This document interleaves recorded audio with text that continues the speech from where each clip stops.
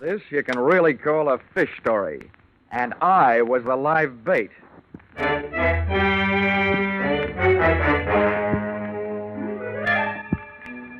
This is another in the adventures of America's fabulous freelance insurance investigator, Johnny Dollar. At insurance investigation, Johnny Dollar is only an expert. At making out his expense account, he's an absolute genius.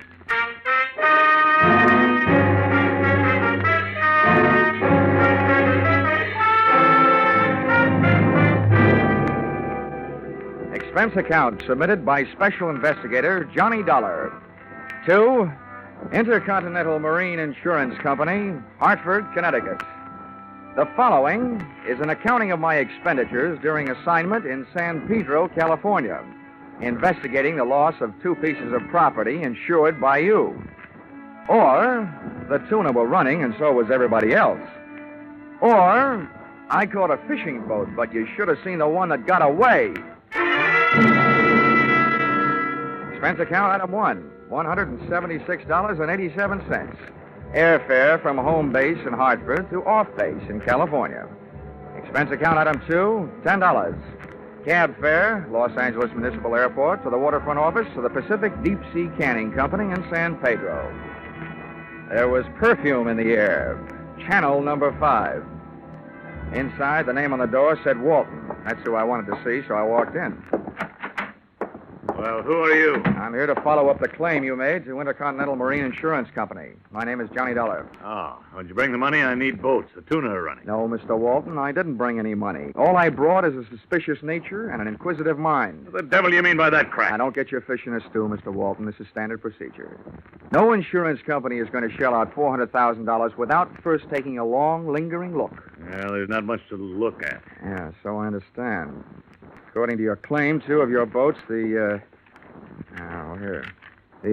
Frank Walton and the Nancy Walton, left port Monday afternoon and headed out on a southerly course. When you tried to establish radio contact Tuesday morning, you couldn't raise them. Pieces of wreckage and the bodies of 2 men were found Tuesday night, indicating that both boats were lost. That's the story. What made you so sure that both boats went down? Because of those 2 men whose bodies were found, one sailed in the Nancy Walton, the other sailed in the Frank Walton. What more do you people want? Just enough time to check everything thoroughly. You know, this wouldn't be the first time a shipwreck has been faked to collect insurance. I see what you mean. Yeah, I guess the faster I get you satisfied, the faster I'll collect my money. Sorry I lost my temper, Dollar. I'll do everything I can. Send Captain Carpo in. Carpo's my fleet captain, Dollar. He can give you all the details. But I'm telling you, there aren't any more. Well, one thing for sure, Mr. Walton. We can't blame it on the Pacific Ocean. According to my report, those boats sailed in fine weather. That's right.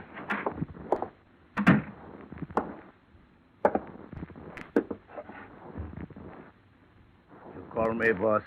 Yes, George, this is Mr. Dollar from the insurance company.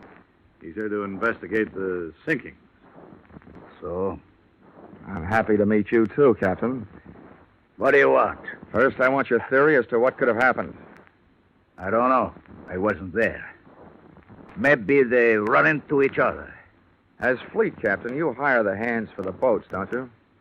That's right. Are you the kind of man that would hire the kind of skippers that run into each other in clear weather? They were good skippers. Now you listen to me. I've been captain of this fleet for 5 years. First time we ever lose a boat to lose a man. You think we like this idea? No, I don't, Captain Carpo. I don't think you like it any better than the insurance company likes the idea of losing $400,000. Well, at least if I find those sunken boats, that'll be salvage. No, Mr. Dollar. That'll be a miracle. The meeting busted up without me getting busted up, which was unusual in itself. And I hitched myself a ride out to an outfit who knows more about salt water than a Coney Island taffy maker. The U.S. Coast Guard. Enclosed find the statement of the commander of the station, Lieutenant Senior Grade Miles P. Endicott, Jr. We've made thorough patrols using both air and surface craft. The bodies of the men recovered show signs that lead us to believe that they were blown clear of the lost ships by violent explosions. All the lieutenant needed to say to make my eyes light up was that one word, explosion. Because in a marine insurance investigator's book, the word explosion sets off another word, scuttling, the widely used wet variety of fraud. In other words, blowing up your own ship to collect the insurance. And continuing this chain reaction, I followed the best available lead, the man in charge of the vessels involved, Captain George Carpo.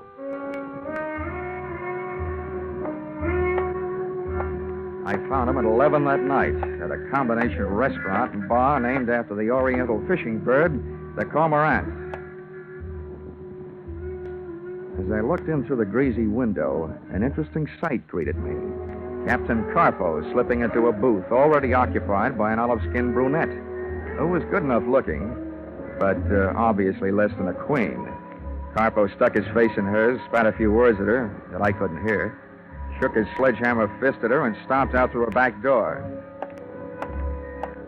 I gave the front door some business, and, trying to look like I belonged to the place, strolled to the bar, bought myself a blast, and walked it over to the ladies' booth. Well, who sent for you? Do you mind? I haven't got anything to lose if you haven't. What do you mean by that? If those are your own teeth, maybe you don't want to lose them. Oh, Carpo's a jealous type, huh? You don't believe in sharing the wealth. Are you Carpo's girl? Part-time. Who are you? Well, if Captain Carpo comes back, he'll tell you anyway. So the name is Dollar, Johnny Dollar. I'm an insurance investigator. Investigating what? Marine life? Marine death. There was 2 sinkings in the Walton fleet. The company that sent me here insured the boats. Sounds to me like you got yourself a tough job. Why? Oh, I don't know. Who are you going to ask questions? They've been reported with all hands lost. Who knows? Maybe I'll bump into a talkative seagull. Or maybe, if I'm lucky, a talkative girl. What have you got that could make a girl talkative, mister? Well, discounting my natural beauty and charm, I have money. Not too much money, but money. Keep coming. I know enough not to talk before I give what I want. Well, that makes it a Mexican standoff. I know enough not to pay for something I haven't heard yet. Let's start out with an inexpensive question, like, what's your name?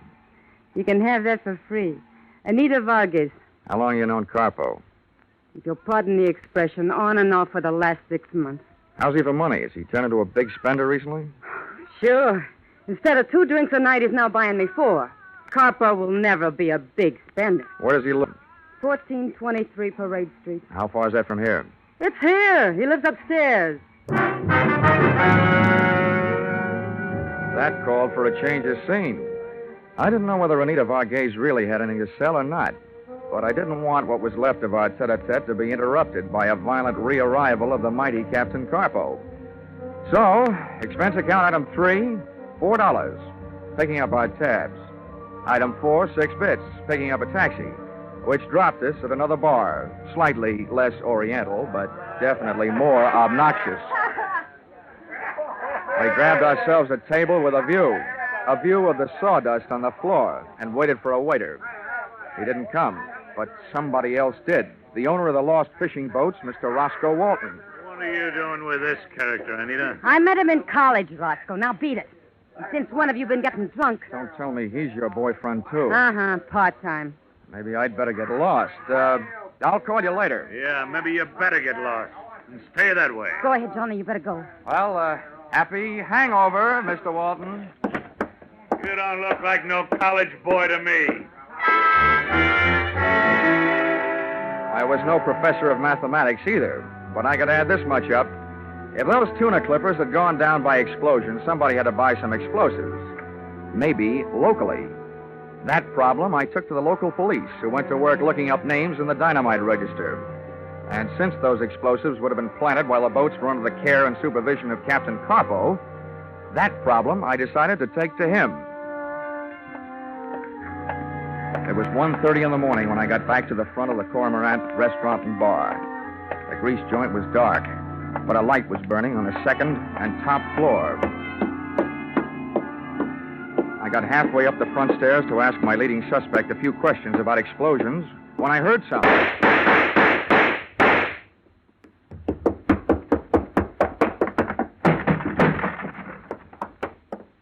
Carpo was still moving when I got up there, but not for long. The back door was as open as the captain's life was closed. I looked down the back flight of stairs. It was either too dark or there wasn't anybody there, and I wasn't going down to look. I'd been over the body just to make sure. Oh. First they beat him half to death. I wonder why they didn't finish him that way. Huh? Well, sir, perhaps it would be best if you were to remain where you are. At least my pistol seems to recommend it. Well, well, you seem to have done inestimable damage to my good friend Captain Capo. The poor fellow seems to be definitely dead.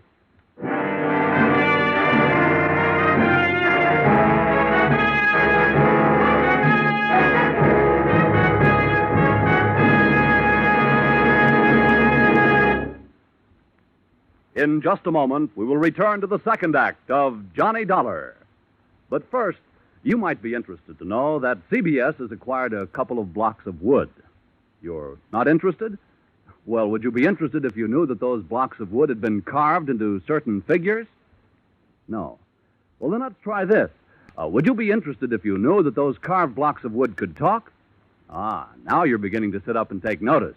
Well, we might as well come out and tell you that these talking blocks of wood are named Charlie McCarthy and Mortimer Snerd, that they and a lively fellow named Edgar Bergen will be making their first appearance over most of these same CBS stations this Sunday evening, and that you'll be able to hear them every Sunday thereafter. Now, with our star Charles Russell, we return to the second act of yours truly, Johnny Dollar.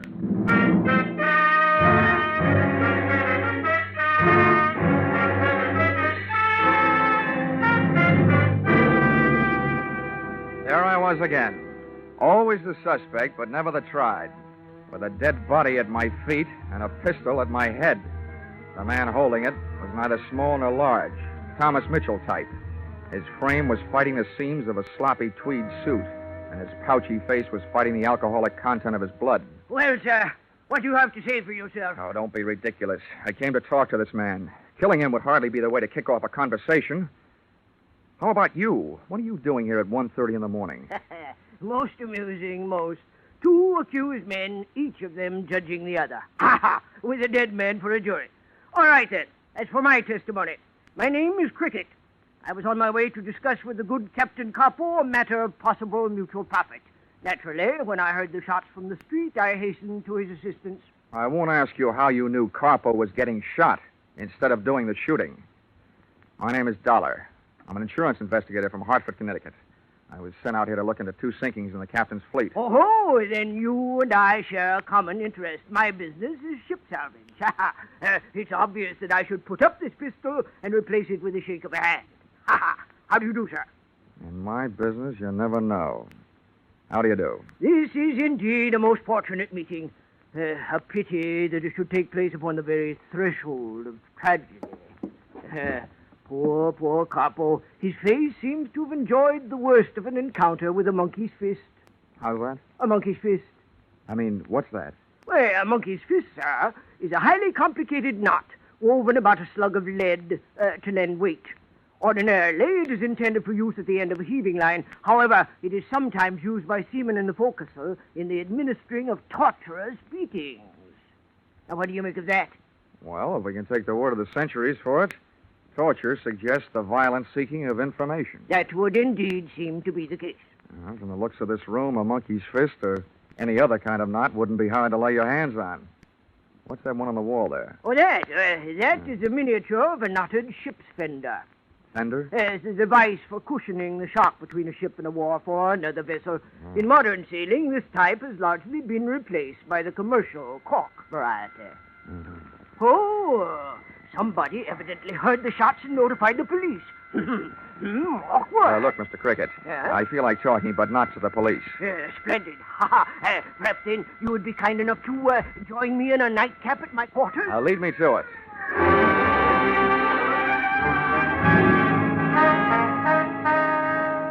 Mr. Cricket's quarters turned out to be afloat and moored to a dock.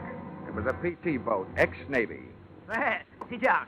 Make yourself comfortable. Thanks. Now, first, that nightcap. Yo-ho-ho, sir, and a bottle of rum. Now, if you'll do the honors, Delighted. I will invite the London Symphony to play behind our chair. Tchaikovsky, the Pathétique. Oh, utterly beautiful. Wow. Sweet phonograph records, soft lights, and hard liquor. This is the kind of stuff I enjoy on my time off, which this doesn't happen to be. There we are. Now to business. Mr. Dollar, I assume that the insurance company that sent you out here is not satisfied with the story of the sinking of the two vessels, Frank and Nancy Walton. Mm-hmm. I assume further that you have been authorized to spend any necessary monies to not only view the evidence firsthand, but also, if that evidence proves a criminal intent, to be able to retrieve it from the ocean floor for use in court. Are my assumptions correct? They are. But it can't be as simple as you make it sound. The first job seems to me the toughest. Finding the spot where those clippers went down. I would venture to say that with my special equipment, I could detect the presence of the fillings in Davy Jones' teeth. Here, it is fantastic, sir. And about your price. Is that fantastic, too? My proposition is this. A flat price of $5,000. And, in the event that criminal intent is proved, the possession of the recovered hulks. I assume this $5,000 is only payable if you succeed in locating the boats. Let us substitute the term returnable for the word payable. I will need $5,000 in advance, and our contract shall state that in the unlikely event of failure, you shall get your money back less my necessary expenses. Agreed? Agreed. I'll have your money for you in the morning. Good. I trust I shall have your boat for you in the afternoon.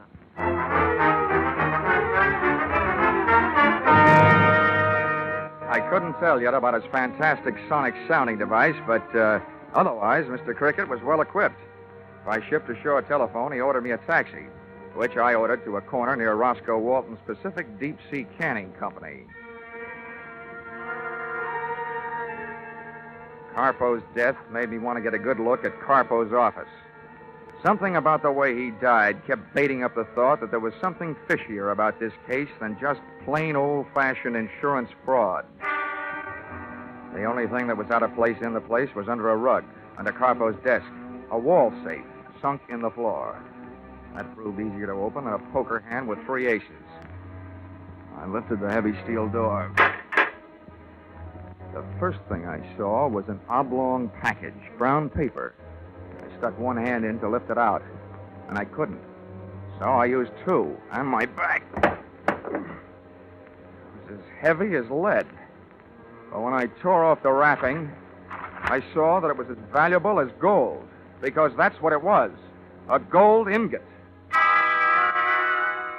I didn't even have time to wonder, because the subject suddenly changed from lead to gold to cold steel in his voice and in his hand. Hold it there. Hey, Mr. Dollar. Oh, it's a little late to be canning fish, isn't it, Walton? Yes, it seems to be just right for breaking and entering. What are you doing here? Entering the last phase of this investigation, Walton, and breaking the back of your little racket.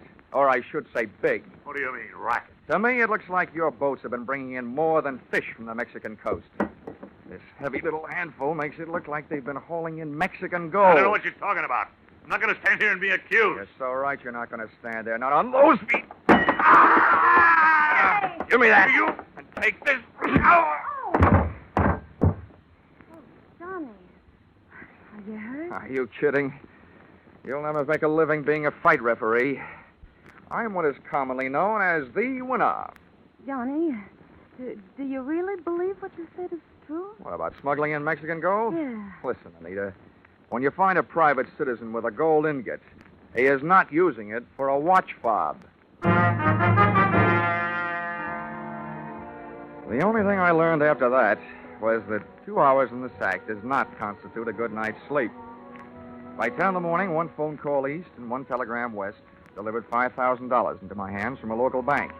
And I, after a quick call to the Coast Guard to cover a few final details, placed myself into the hands of Mr. Cricket, Deep Sea Guide Extraordinary.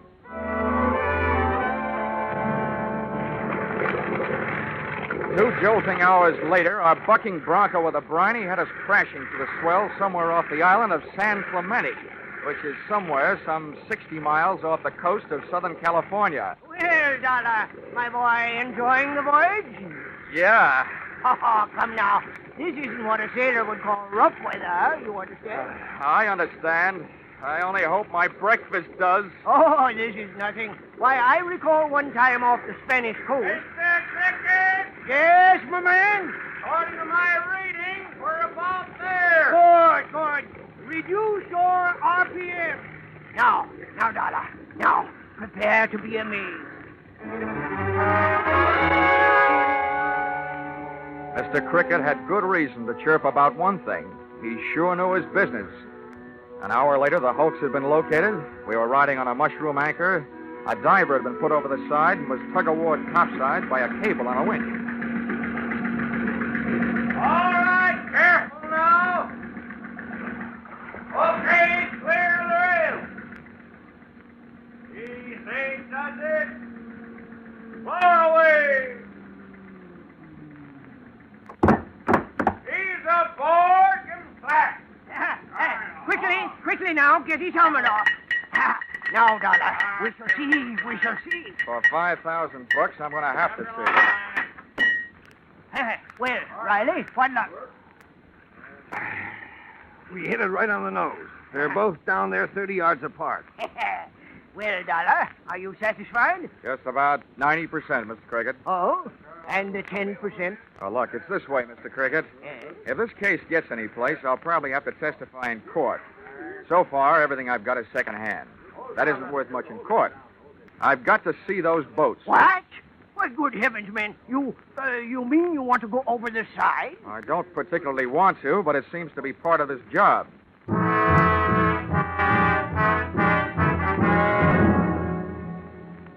Many times before in my career, I've thought I had a heavy weight on my shoulders. But that diver's helmet set the new record. And those lead shoes and that rubberized canvas suit didn't feel exactly zoot.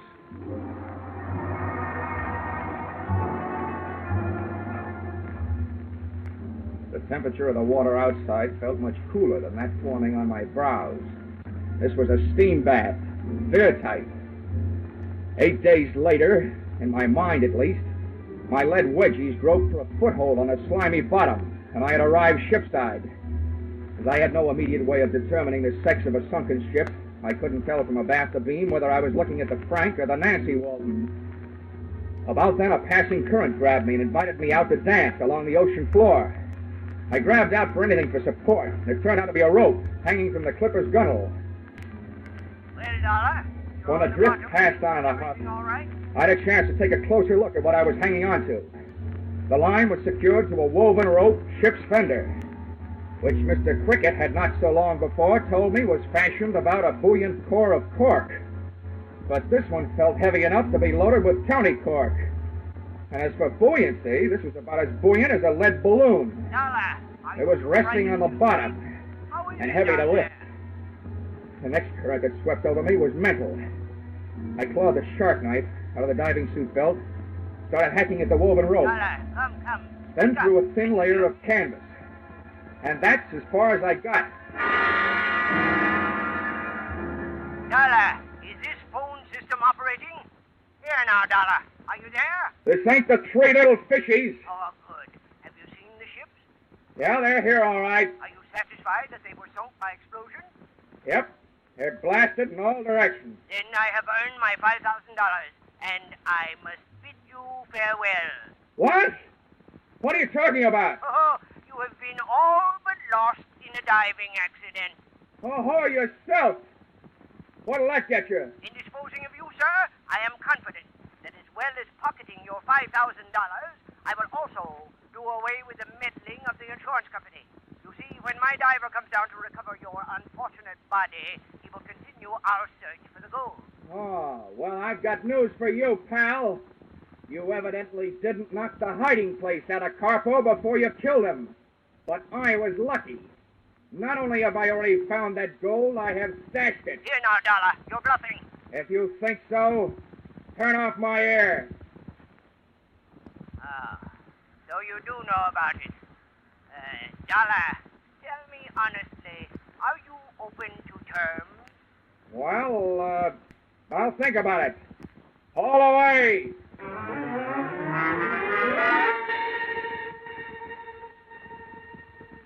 trip up was slower than the trip down, which was luck for me. The first thing I heard when I broke to the surface was muffled by the helmet, but unmistakably gunfire. The Marines hadn't landed, but by George, the Coast Guard certainly had, and I had a grandstand seat for the whole affair. My winchman was busy ducking bullets, and the winch just didn't decide to stop on its own hook. So I went riding skyward until I was stopped by the tip of the boom. And there I was, hanging on its own hook, suspended over the deck, looking through my helmet glass at the raging battle below. Cricket, directly below me, was pumping a high-powered rifle, and between shots, shouting curses at whoever had opened fire on the U.S. government. Lieutenant Senior Grade, Miles P. Endigan Jr. stood silhouetted against the sky on the flying bridge of the Coast Guard cutter. I looked down 20 feet between my dangling lead-weighted feet and saw Cricket taking careful aim in his direction. So once again I grabbed my razor-edged shark knife, stuck it under the copper rim of my breastplate, and ripped at the canvas, and bombs away! My weight did the rest!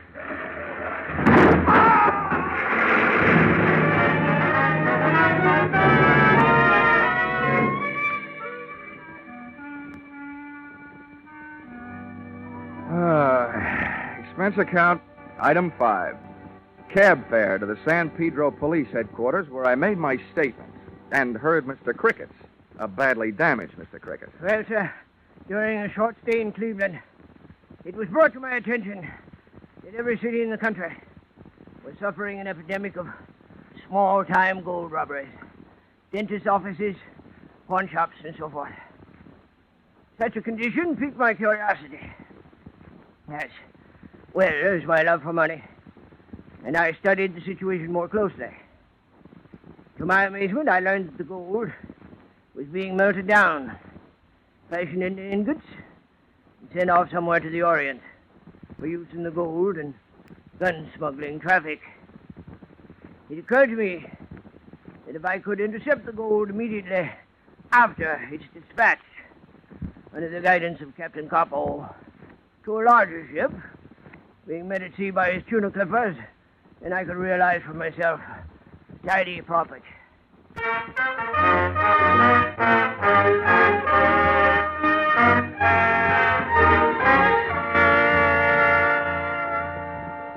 Expense account, item 6. $7.50. A 5-pound box of chocolates for Miss Anita Varghese. Address, San Pedro Municipal Jail. It seems that the police sometimes classify a part-time girlfriend as an all-time accomplice.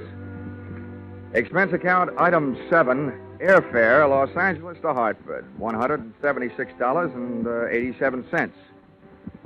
And being Friday, what do you think they serve for dinner on the plane? What else? Tuna fish salad. Expense account total, $1,264.28. Yours, truly, Johnny Dollar.